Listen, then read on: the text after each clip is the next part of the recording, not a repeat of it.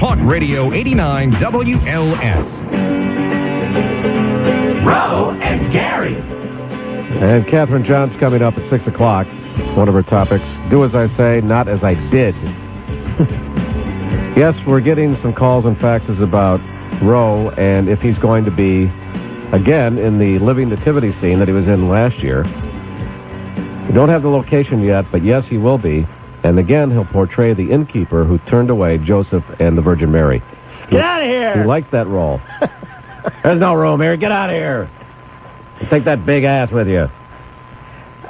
Waterbury, Connecticut. And Roe's dad was the guy who turned on the Beatles for their first record contract, too. So that the theme is just incredible. We'll give you the location of that living nativity scene later. Waterbury, Connecticut. A woman was barking up the wrong tree when she sued a judge for letting his dog snoop under her skirt in court. Check this out. U.S. District Judge Gerald Gattell said Monday there was nothing he could do about Superior Court Judge Howard Morhagen. Not Morgan. You'd think that would be the easy way to pronounce it. It's not. Anyway, here's the point. Judge Morhagen would bring his dog into the courtroom with him. There's something desperately wrong with this behavior. He's not blind or anything. No, these are people that, just we wanted to bring his golden retriever. Frequently brought his golden retriever to the Superior Court.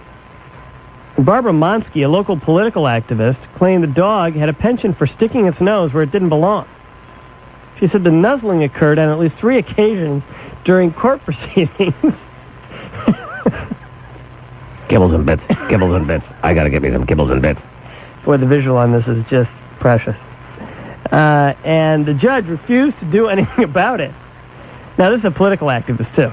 So you can imagine. There's an activist before the judge, and the dog would come out from behind the bench.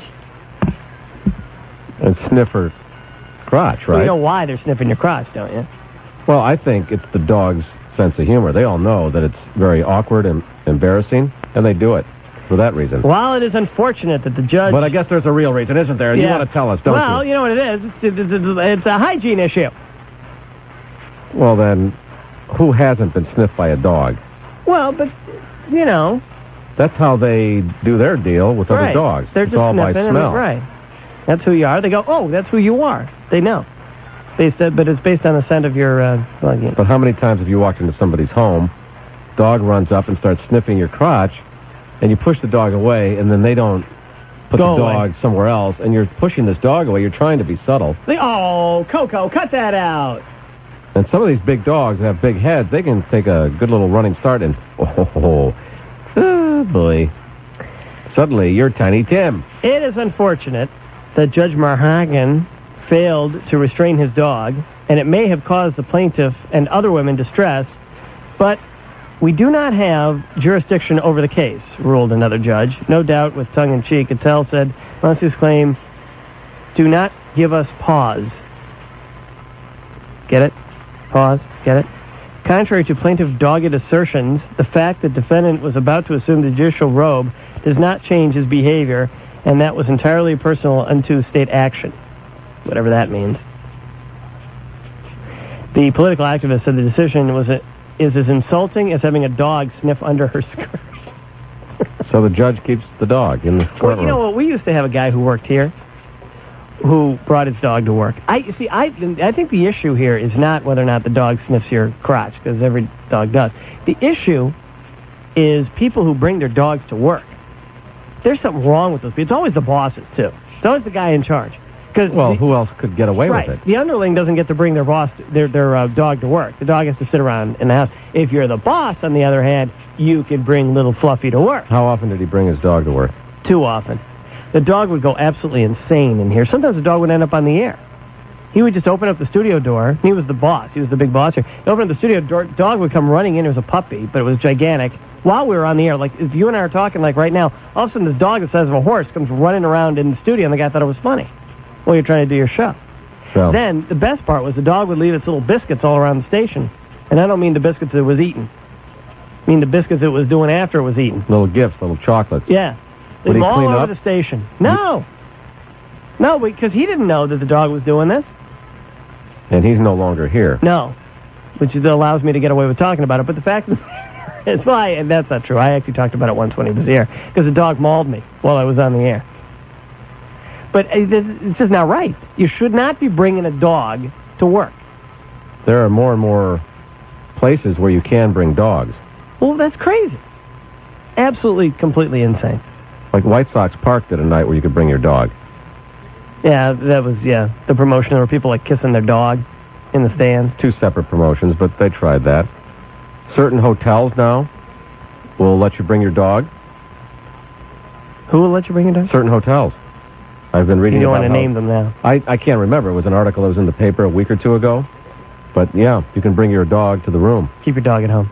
A dog is for home, the yard, walking. That's what a dog is for. A dog is not for the rest of this stuff. If you're going to go on vacation, don't go or sleep in your car. That's my position on this.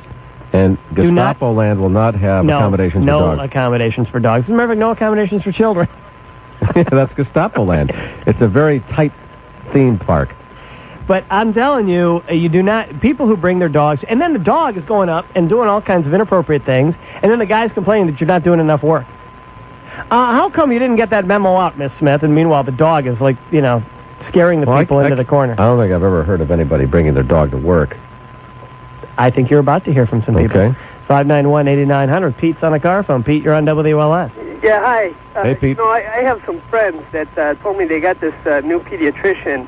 And he seemed real nice on the first visit. Then on the second visit, when they show up there, there's this dog roaming around in the waiting room, going into patient rooms, pretty much wherever he wants to go. So this guy brings his dog to work, the pediatrician. Just let them roam around the office. Doesn't seem sanitary, does it? Not to me. I'm a pediatrician myself, and I wouldn't even bring my kids to the office because kids are dirty enough. You have a dog running around on the outside. Jumping up on top of the examining tables. Yeah. But people that own dogs would like to bring their dogs to work or some other places that they can't right now, I'll bet. And if they could, they would, right? I'm going to lay some money on that right now. Thank you, Pete. All right. 591-8900. Oak Park, Amanda, you're on WLS. Hi, guys. I want to tell you that I love your show, and I've been listening since I don't remember when. And I have the best black lab. He's big. He's 115 pounds, maybe 112 pounds. He's a big dog. And he looks very intimidating, but he's like this big teddy bear. And he likes to go swimming, and we can't find anywhere for him that we can take him swimming legally. Because there are places that you can go fish and you can go take wildlife out of there, but when we want to give our dog exercise, we can't do that. And I think that there should be more places for good dogs to go. I understand that there are bad dogs which are ruining it for us. And where I live, you can't have your dog off the leash, and you can't take your dog to a park. So there's no way for, if you live in an apartment building, which I do, for the dog to get adequate exercise. Well, then go move to a house. Well, I can't afford a house right now. Wait, you that's can... not fair to do.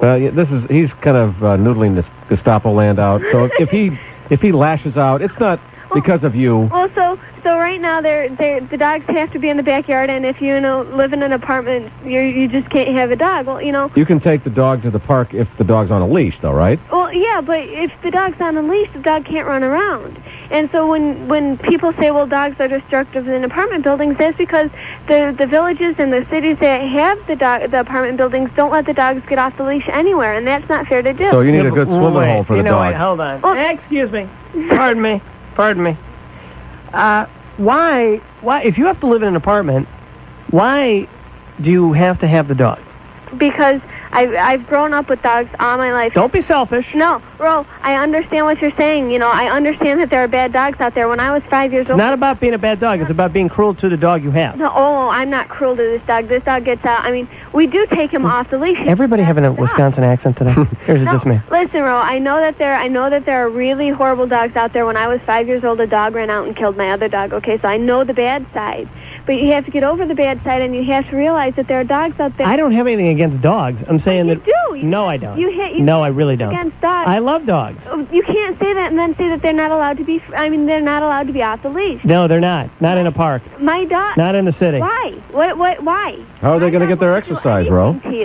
And how are they going to get those legs exercised? Because the point is that here's the point. Before you go out and you buy a dog and put him into an urban environment like this, you should think about the ramifications of what that dog's life is going to be Well, like. my dog is better than... I mean, look at my Yeah, dog. but your My dog maybe, but a lot of people's dogs aren't. Yeah, but that's for a lot of people in houses, too.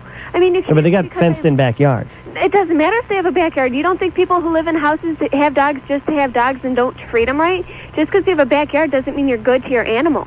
We're off the point here. I'm probably 10 times better to my animal than anybody with their houses. Okay. We need a fishing hole for your dog, Amanda. Is that what you're saying? We need